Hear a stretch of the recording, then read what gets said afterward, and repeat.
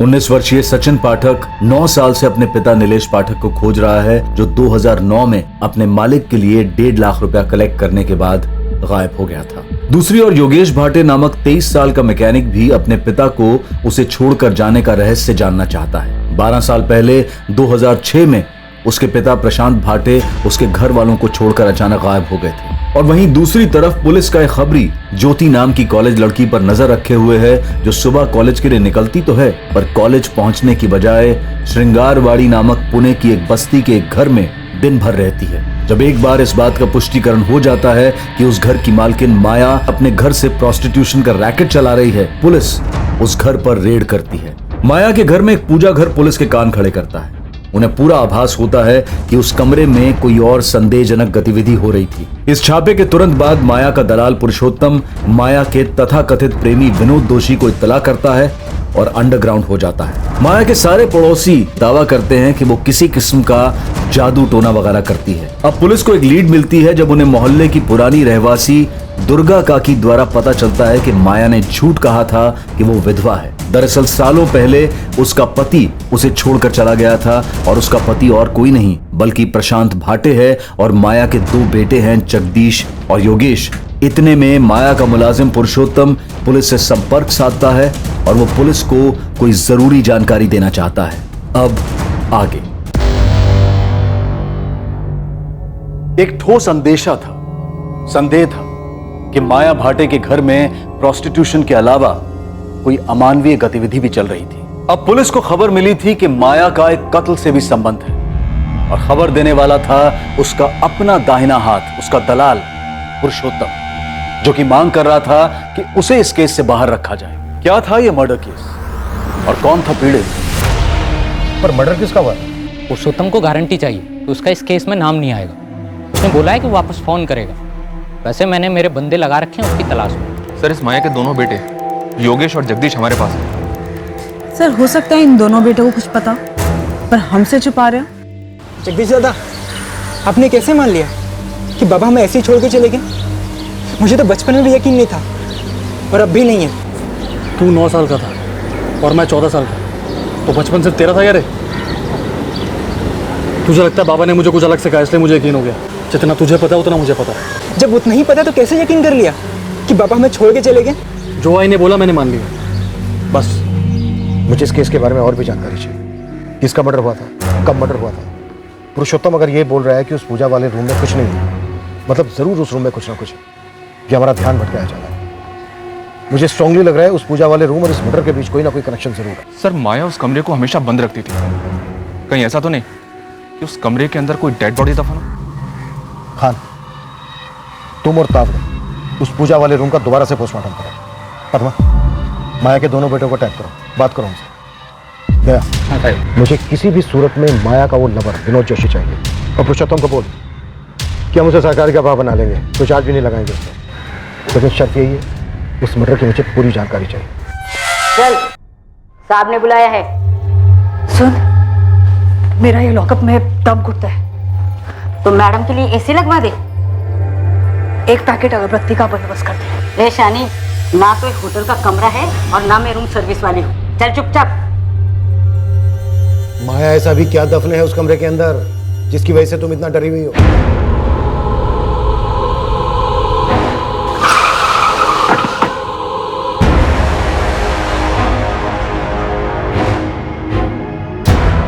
दावड़े sir, इस कमरे की हर दीवार का 1-1 इंच बाहर निकाल कर देखना है। 100% अंदर कुछ है। सर, लाश। चलो काम पे लग जाओ।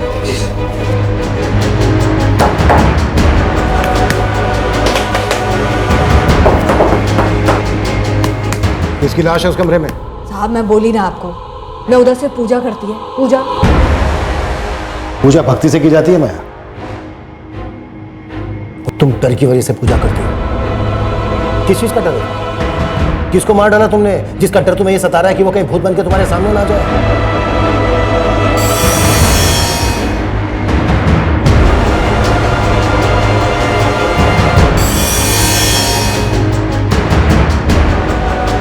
साहब, उधर कोई लाश नहीं है।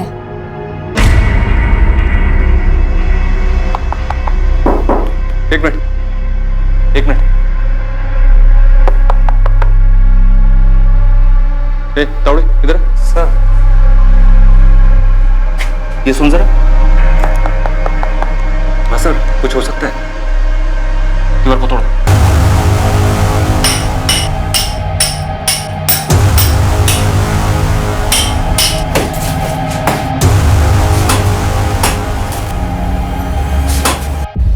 योगेश भागा नहीं है मैडम, बस थोड़ा परेशान है। ठीक है, लेकिन है कहाँ पर? फोन नहीं उठा रहा है, गैराज भी नहीं जा रहा है, घर पर भी नहीं है। क्यों?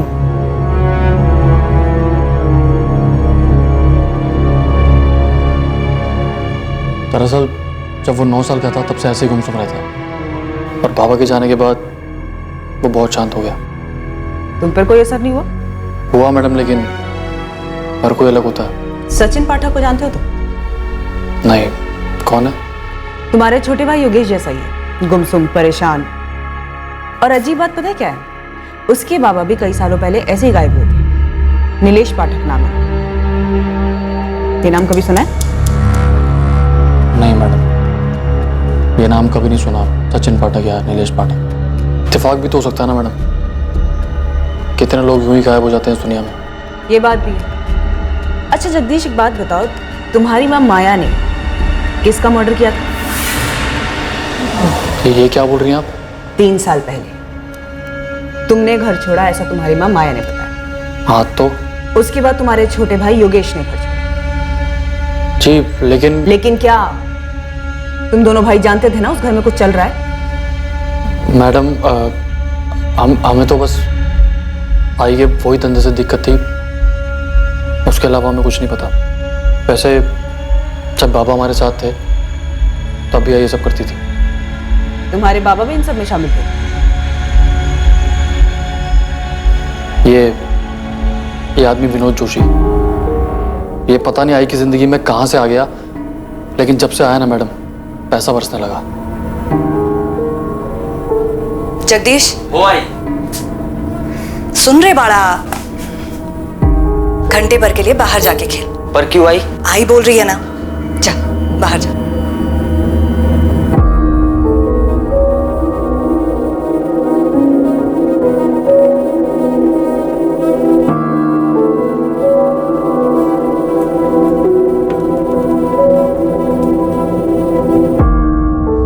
अरे जगह वो ठीक है, आइसक्रीम वाइसक्रीम खा।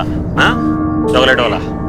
बाबा कारपेंटर का काम करते थे। दोपहर में आई के पास अलग अलग लोग आते थे। ये समझने में ज़्यादा देर नहीं लगी कि क्यों आते थे और वहाँ क्या होता था।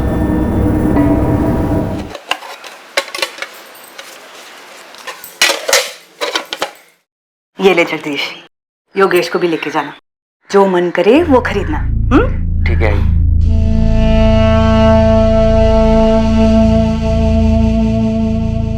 हम बच्चे थे, नई नई चीजें खरीदना अच्छा लगता था। योगेश और छोटा था, ना ही उसे कुछ समझ में आता था, ना ही कुछ पता चलता था। मैंने भी उसे कभी समझाने की कोशिश नहीं की। किसी भी बच्चे के लिए आसान नहीं होता है ये जानना कि उसकी मां धंधा करती है। मेरे को मालूम है कि मेरे को सिर्फ पैसा चाहिए था, एक अच्छी जिंदगी चाहिए थी, मेरे लिए, मेरे बच्चों के लिए, और कुछ नहीं। मैं तुम्हारे धंधे की बात नहीं कर रहा हूं, कत्ल की बात कर रहा हूं। किसको मारा था तुमने? मैंने खुद को मार डाला साहब,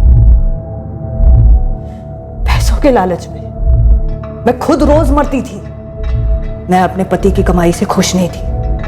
वो तो बस एक कारपेंटर था, उसकी कमाई से कुछ नहीं होता था।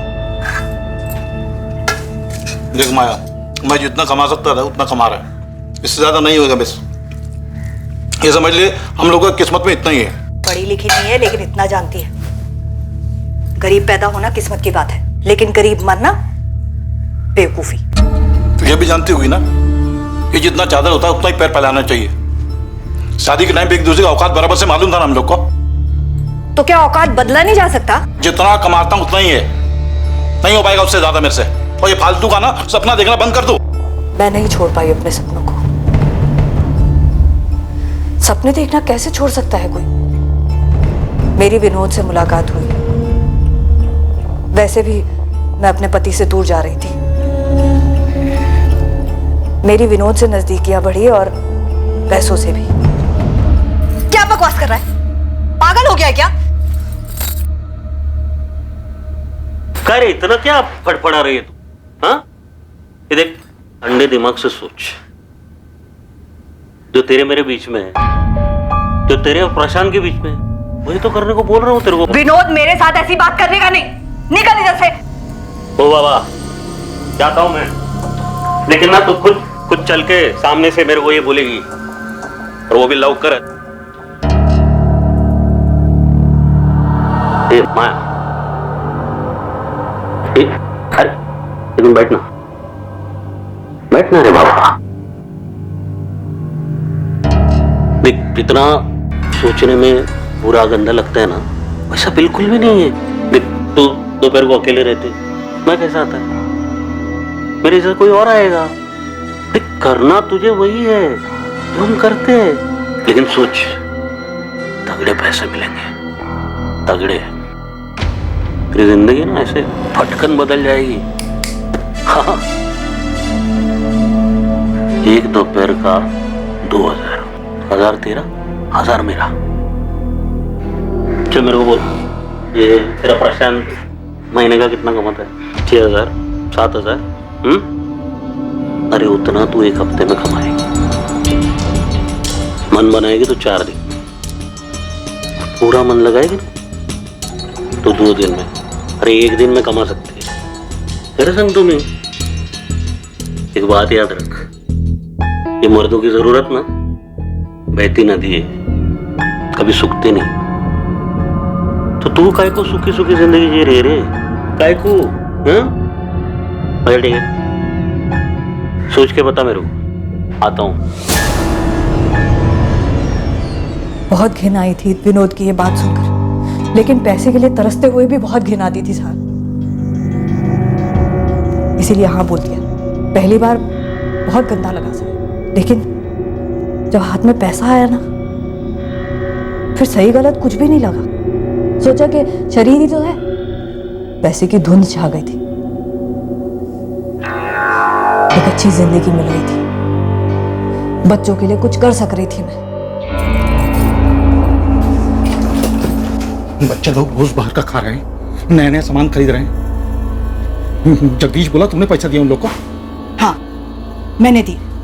किधर से दिया? पेड़ लगा दे पैसे का? मैंने कमाए हैं। किधर से कमाए? कमाए बोले तो किधर से कमाया? मैं क्या पूछ रहा हूँ, किधर से कमाया? माया, और मला शरीर बेचती है अपना, सोती है लोगों के साथ।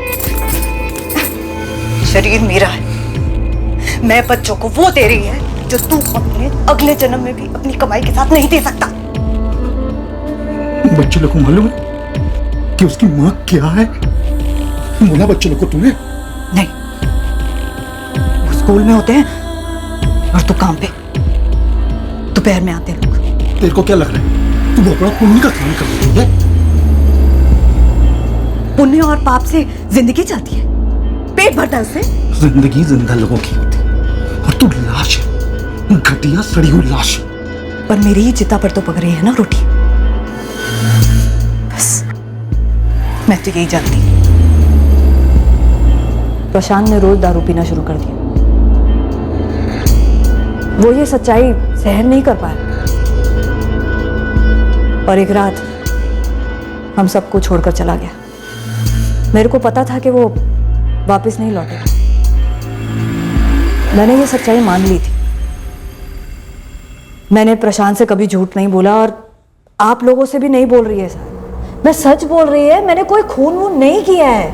माया, अभी तक तुमने हमें अपनी जिंदगी की सच्चाई बताई है, उस कत्ल की नहीं। हमें उस कत्ल की सच्चाई चाहिए। जगदीश, तुम अभी कुछ छुपा रहे हो। मुझे मालूम है कि तुम जानते हो कि तुम्हारी माँ ने किसका कत्ल किया। किसी का नहीं। तो फिर उस बंद दरवाजे के पीछे, जिसे तुम्हारी माँ पूजा का कब्र कहती थी, किसकी लाश दफन है? किसी की भी लाश नहीं हुआ।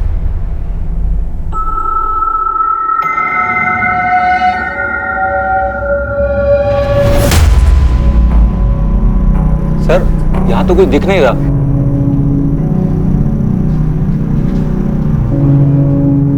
तो फिर है कहां?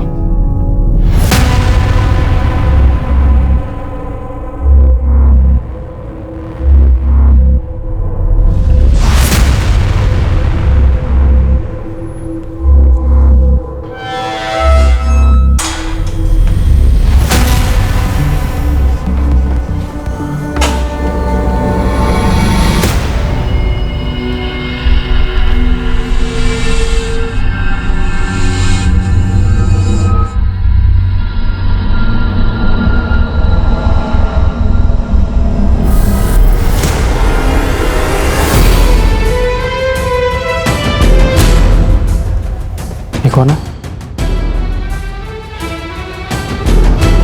ये मेरे बाबा हैं। तुम्हारा नाम क्या? सचिन पाठक। क्यों? नहीं, ऐसे ही पूछा।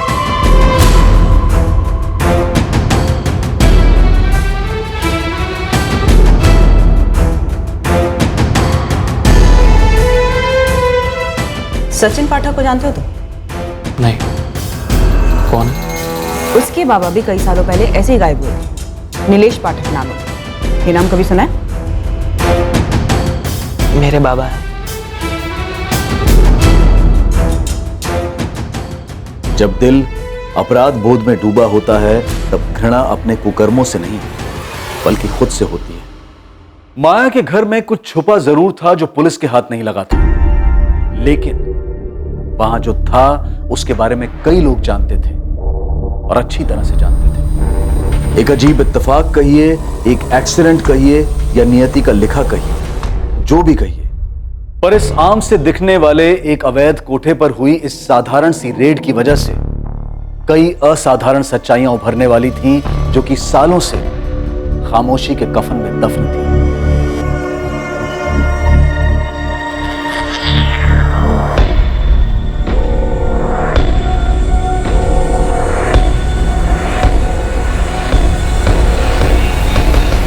सर उस कमरे में कुछ नहीं है और वो एक दीवार जिस पर हमें सबसे ज्यादा शक था, वहां से भी कुछ नहीं निकला। सर ये माया का बड़ा बेटा जगदीश, इससे भी कुछ पता नहीं चल रहा है। वो दूसरा बेटा योगेश अभी भी लापता है? यस सर, जगदीश बता रहा है कि योगेश काफी डिस्टर्ब हो गया है। इस माया को जितनी भी गर्मी धोए पिघलने वाली नहीं है। विनोद जोशी का क्या स्टेटस? हमारी टीम में विधायक लड़के दोनों लगे हुए हैं, पूरे शहर में अलर्ट इशू किया। और पुरुषोत्तम वो अभी तक सामने क्यों नहीं आया? उसने दया से कहा था कि शाम को फोन करेगा, लेकिन सर अभी तक फोन किया नहीं उसने। अभी तक हमारे पास बस ये एक ही लीड थी, पुरुषोत्तम या फिर विनोद जोशी हाथ में। पता नहीं क्यों मुझे ऐसा लग रहा है कि उस दिन माया का पति प्रशांत भाटे घर छोड़कर गया ही नहीं था।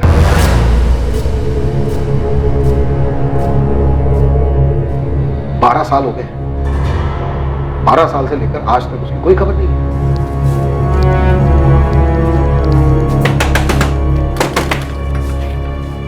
दादा, वो पुलिस आई के पूजा घर के बारे में कुछ कह रही है। उस कमरे में कुछ है क्या? आपको कुछ पता है?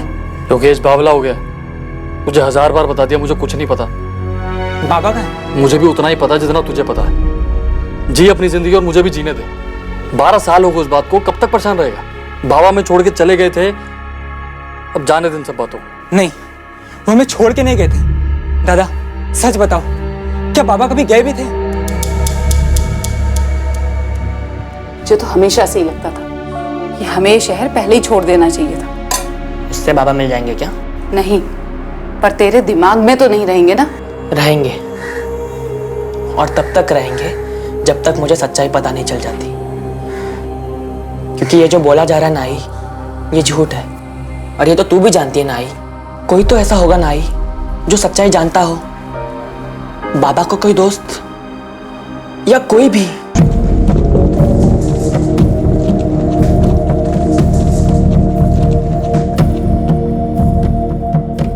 योगेश बाबा हमें खुद छोड़ के चले गए थे, वो है कहीं?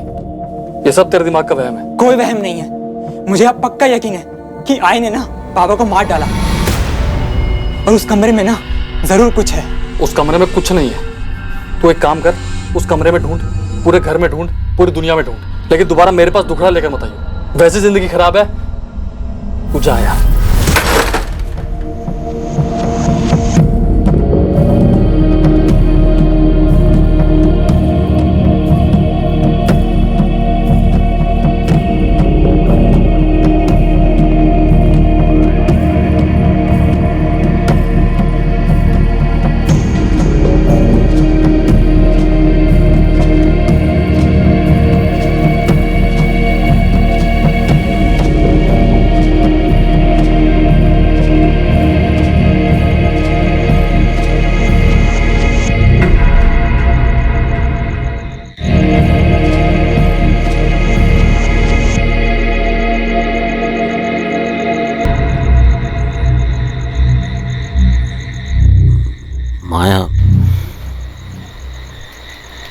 तेरे को डर नहीं लगता?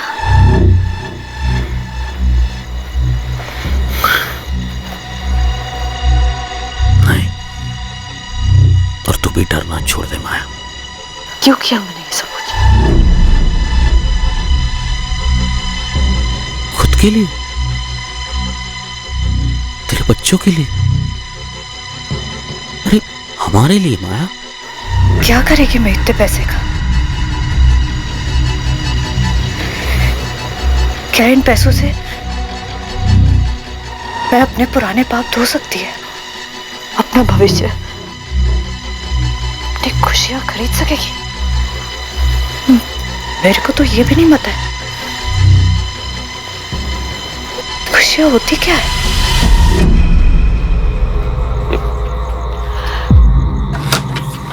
माया,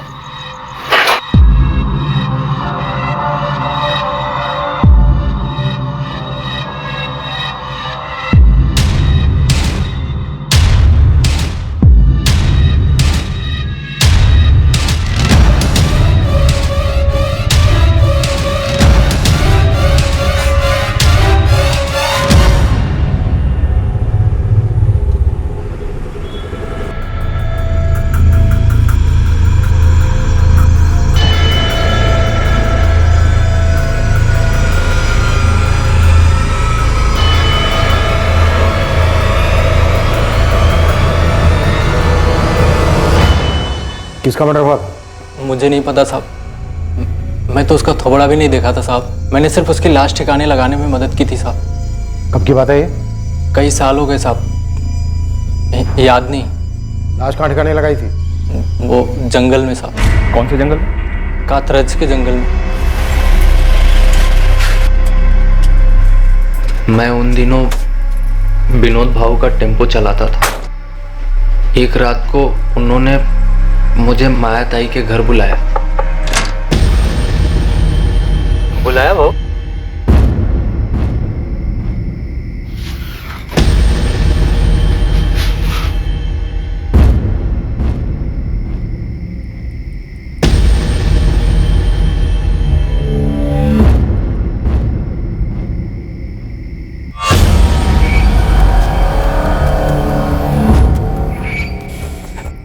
ये कौन? लाश है आदमी, ठिकाने लगा। नहीं बाबू, लेकिन ये मुझे बताओ ये है कौन? इतना जानना जरूरी नहीं समझना तेरा। गपचुप उठा।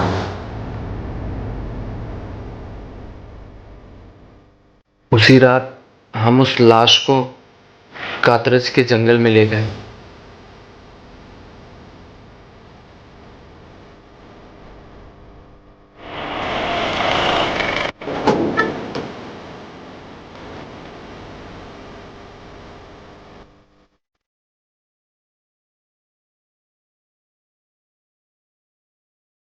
मुझे बस इतना ही मालूम है साहब, बाकी सारी बातें वो दोनों जानते हैं, विनोद भाऊ और माया ताई। मर्डर किसका हुआ है अगर यही नहीं पता चला तो तेरी टिप खोटी है ना, कोई मतलब नहीं है उसका। जगदीश जानता है साहब। क्या जानता है जगदीश? वो जानता है मर्डर हुआ था, तो ये भी जानता होगा किसका हुआ था। लेकिन भाऊ मुझे बताइए ये है कौन? ये सब कैसे हुआ? बहुत पूछने लगा बे तू, हाँ? इतना जानना जरूरी नहीं समझा ना तेरा। गपचुप उठा।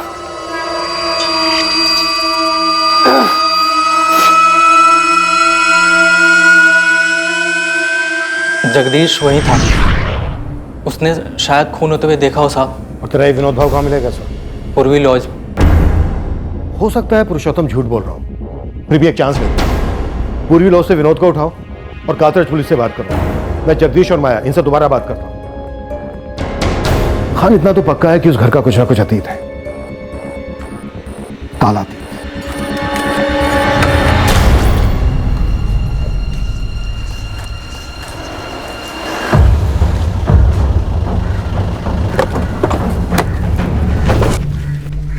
कुछ पता चला क्या साहब?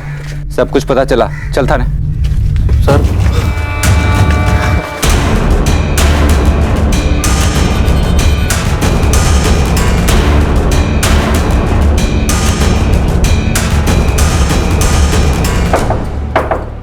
Room service.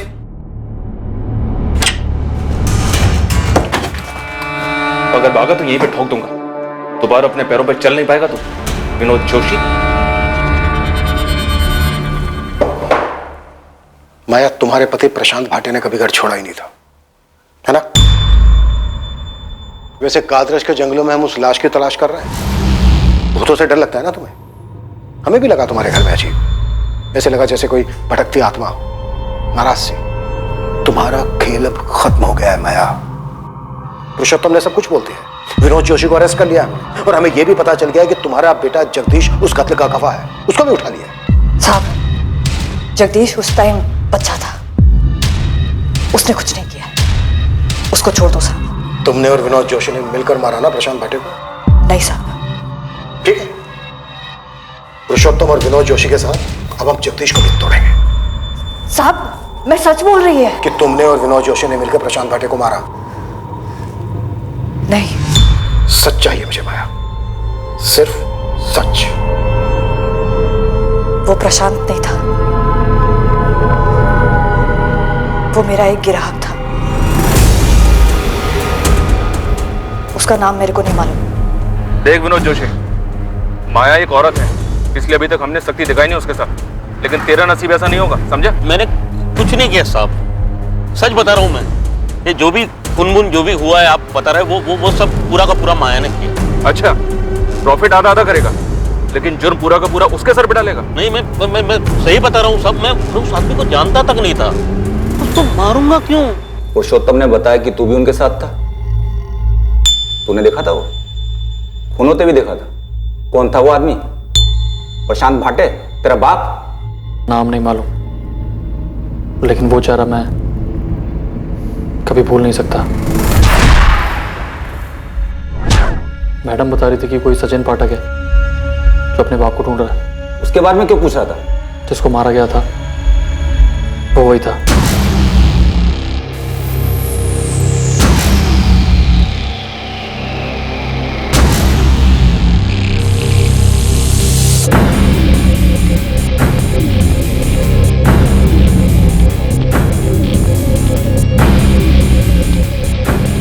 मेरे को लगता है ये मर गया।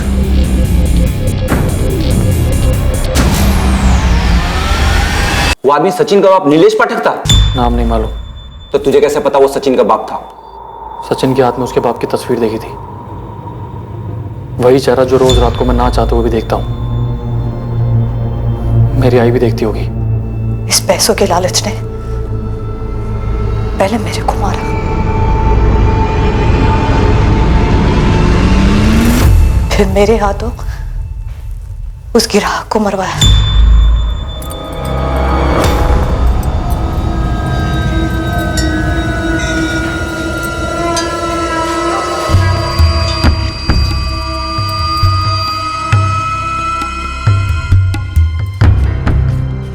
ओहो, क्या बात है बाबू, बैंक वैंक लूट कर आए हो क्या? हाँ। अरे तो फिर तो बोनस वोनस बनता है ना, इतने टाइम से लुटा रही है तेरे पे। 5,000 तो निकाल उस बंडल से।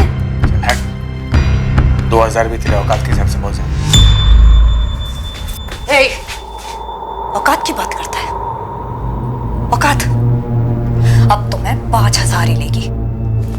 देख, छोड़। क्या कर रही तू? छोड़। साली, क्या साली?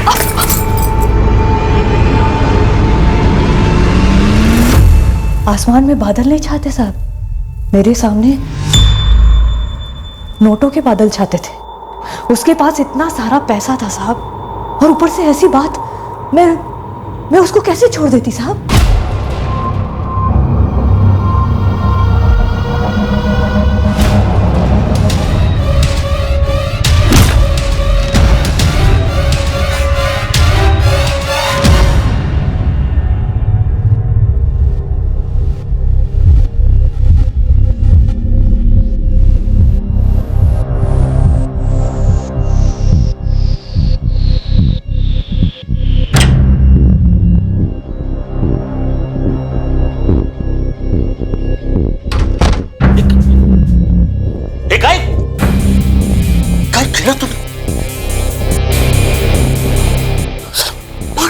नोटों की गड्डी लेकर घूम रहा था साला। जरा से पैसे ज्यादा क्या मांग लिए, औकात दिखाने लगा।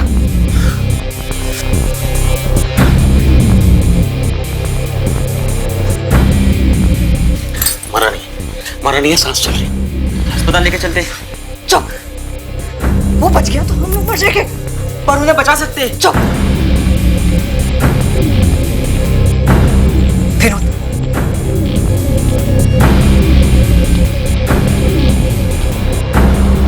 नहीं आई, ये क्या कर रही हो?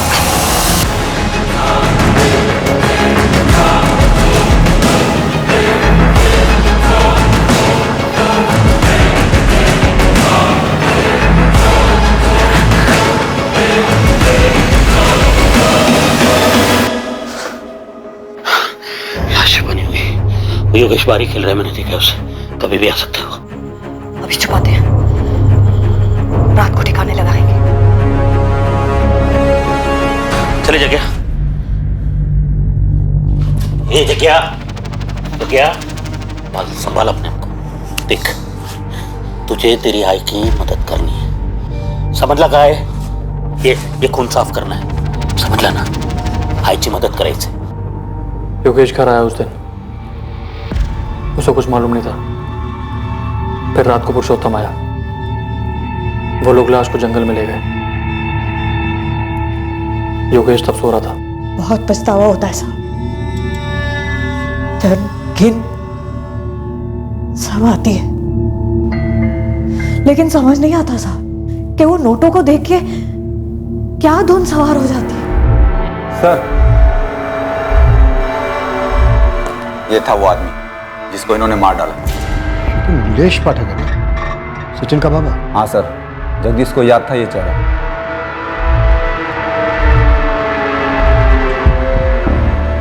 ये था ना वो?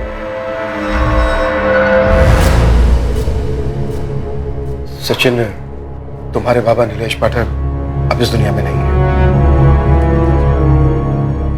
क्या हुआ था उनके साथ? कत्ल हुआ था उनका। कत्ल? क्यों? किसने किया? क्यों किया? तुम्हारे बाबा एक कोठे पर जाते थे, शंगारवाड़ी। कोठा? हाँ, माया भाटे नाम है उसका। उसने और उसके साथीदार ने तुम्हारे बाबा का मर्डर कर दिया था।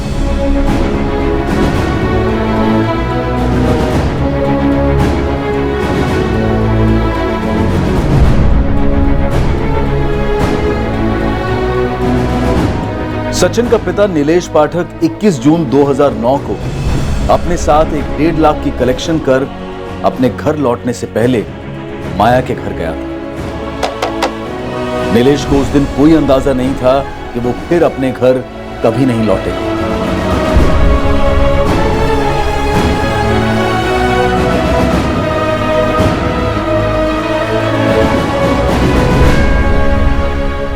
जुलाई 2009। हाँ, इस केस फाइल के हिसाब से 2 जुलाई 2009 को यहां कातरज के जंगल में एक लाश मिली थी।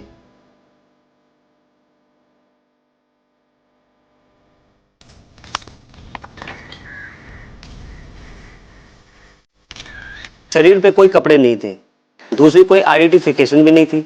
उसके बाद उसे 7 दिन तक मुर्दाघर में रखा गया, पर कोई मिसिंग कंप्लेंट मैचिंग नहीं हो रही थी। उसके बाद 9 जुलाई 2009 को उस लावारिस लाश का अंतिम संस्कार कर दिया गया। इस केस के इन्वेस्टिगेशन ऑफिसर 3 साल पहले रिटायर्ड हुए हैं। इस नीलेश की मिसिंग रिपोर्ट दर्ज नहीं हुई थी, बस उसके खिलाफ पैसे लेकर फरार होने की शिकायत की गई थी।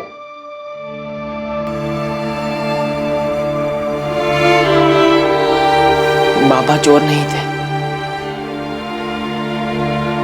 उनका मर्डर हुआ था उसी रात।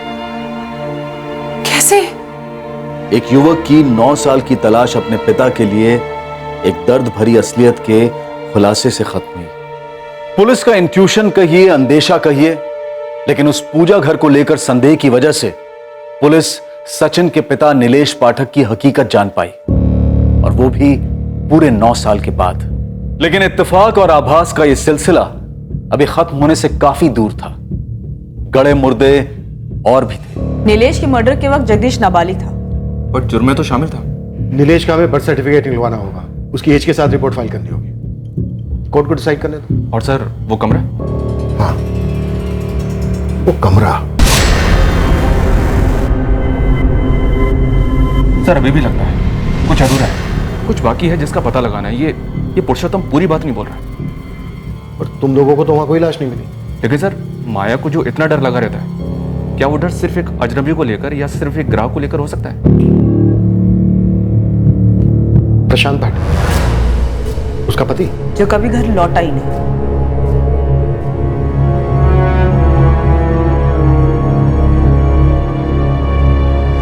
मुझे मेरे भाई जगदीश से मिलना है। तू था कहाँ इतने दिन?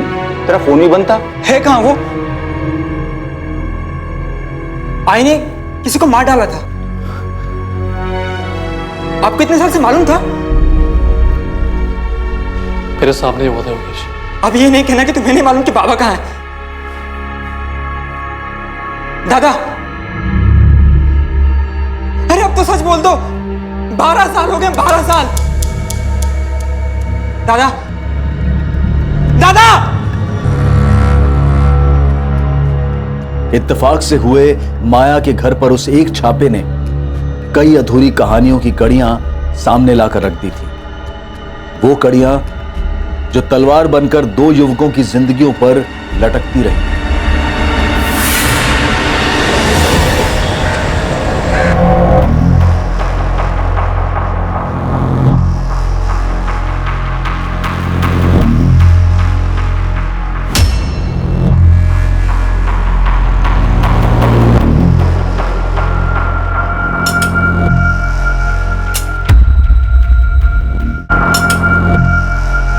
आखिरकार योगेश का बड़ा भाई जगदीश टूटा। वो उस राज को अपने अंदर और नहीं रख पाया जिसने सालों से उसे और उसके जमीर को बंदी बना रखा था।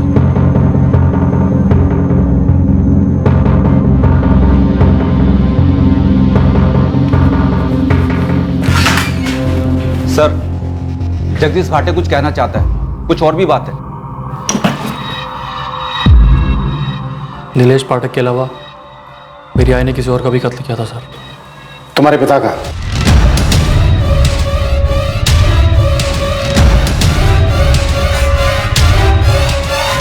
माया, तुम्हारे बेटे जगदीश ने सब कुछ सच सच बता दिया।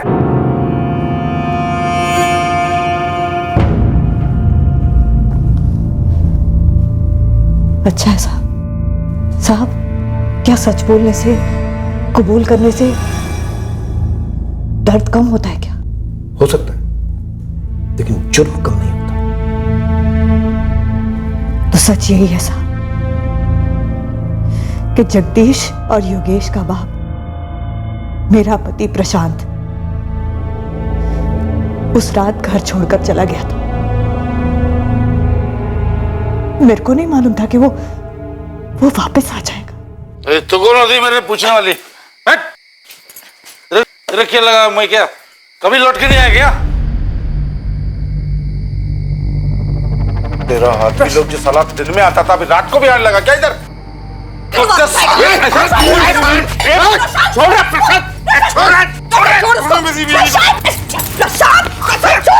तूने मेरी बीवी को उसने कुछ नहीं किया, जो भी किया मैंने अपनी मर्जी से किया। छोड़ दिया साली।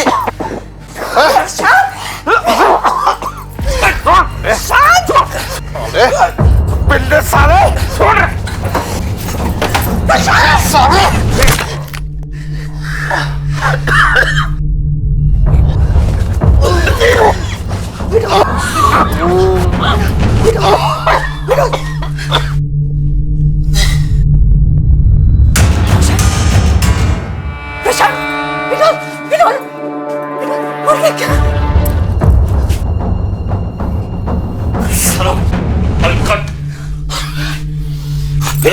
चल इसको हॉस्पिटल लेके चलते।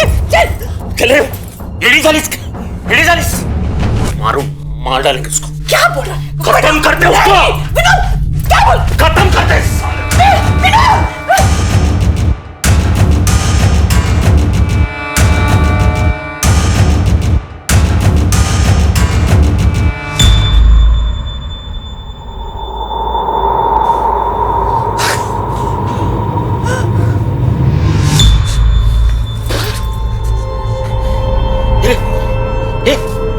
ए माया, माया बकरी बकरी माझे समोर बकरी. माया तेरी बला टल गई रे तेरी बला. इसका जाना नक्की था. तेरी जिंदगी भी पूरी की पूरी तेरी. ये घर भी हाँ संभाल.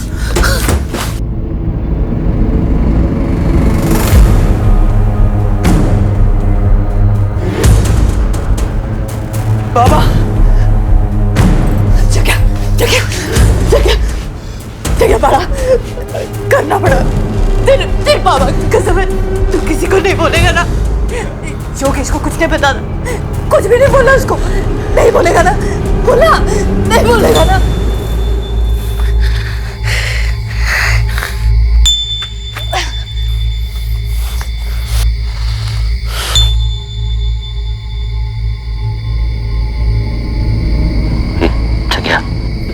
मदद करनी होगी तुझे.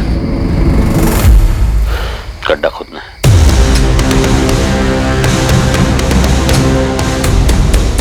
उस रात के बाद मैंने वहां पीछे कभी कदम भी नहीं रखा.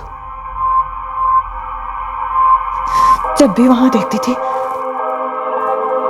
तो वो खड़ा दिखता था, घूरता हुआ. मैंने ये सब कुछ क्यों किया, मेरे को इसका जवाब कभी नहीं मिला. पहले अपने पति को, फिर उसकी राख को. साहब, उन दोनों की आत्मा से ज्यादा ना मेरे को अपने आप से डर लगता है. क्या मैं किसी और को भी मार देगी क्या? मेरे जीते जी ना ये डर जाने वाला नहीं है साहब. ये मेरे को मालूम पड़ गया.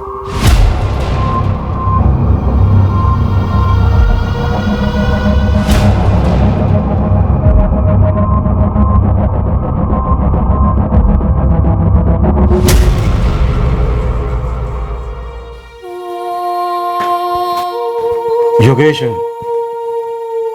स्केलेटन के सैंपल से जो डीएनए लिया गया वो तुम्हारे और तुम्हारे भाई जगदीश के डीएनए से मैच हो गया. वो कंकाल तुम्हारे पिता प्रशांत भाटे का ही है.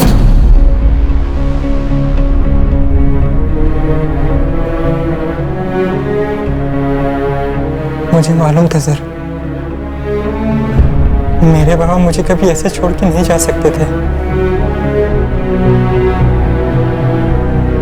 जगदीश पर लगे चार्जेस में इस बात का ध्यान रखा गया था कि दोनों मर्डर्स के वक्त वो नाबालिग था. विनोद जोशी और माया भाटे पर आईपीसी की धारा 302 का चार्ज लगाया गया है. 2006 में प्रशांत भाटे के कत्ल के लिए और 2009 में नीलेश पाठक के कत्ल के लिए. साथ ही दोनों पर आईपीसी की धारा 201 भी लागू की गई है, सबूतों को मिटाने के जुर्म.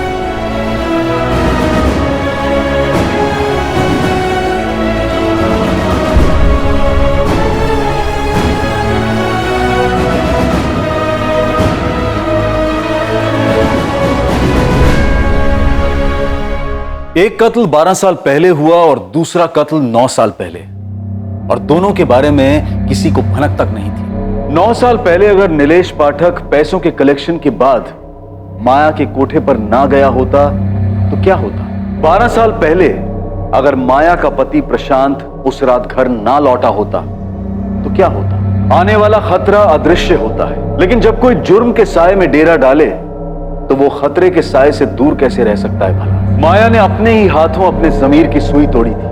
अपने ही पति प्रशांत को मारकर उसे अपने ही आंगन में गाड़ने में माया को कुछ गलत नहीं लगा. उसी तरह उसने नीलेश पाठक को पैसों के लिए मारकर उसकी लाश को जंगल में ठिकाने लगाया. पर माया ने अपनी पूरी जिंदगी डर और अफसोस की गिरफ्त में बसर की. ये एक दस्तूर है कि जुर्म मुजरिम का सुख चैन छीन लेता है और मुजरिम से जुड़े लोगों का जीना दुश्वार कर देता है. सोचें, समझें और सतर्क रहें कि लालच और स्वार्थ जीवन धारा पर हावी ना हो जाए. जैसे ही उमड़ती लालसा का एहसास हो, सतर्क होकर पीछे हो जाएं. जुर्म के लपेटे में ना आए, उस लालसा की आग में खुद को ना जलाएं. अब मैं अनूप सोनी आपसे विदा लेता हूं. याद रखें, क्राइम और आपके बीच में सिर्फ इतना फर्क है कि आप कितने सतर्क हैं. सतर्क रहें, सुरक्षित रहें. जय हिंद.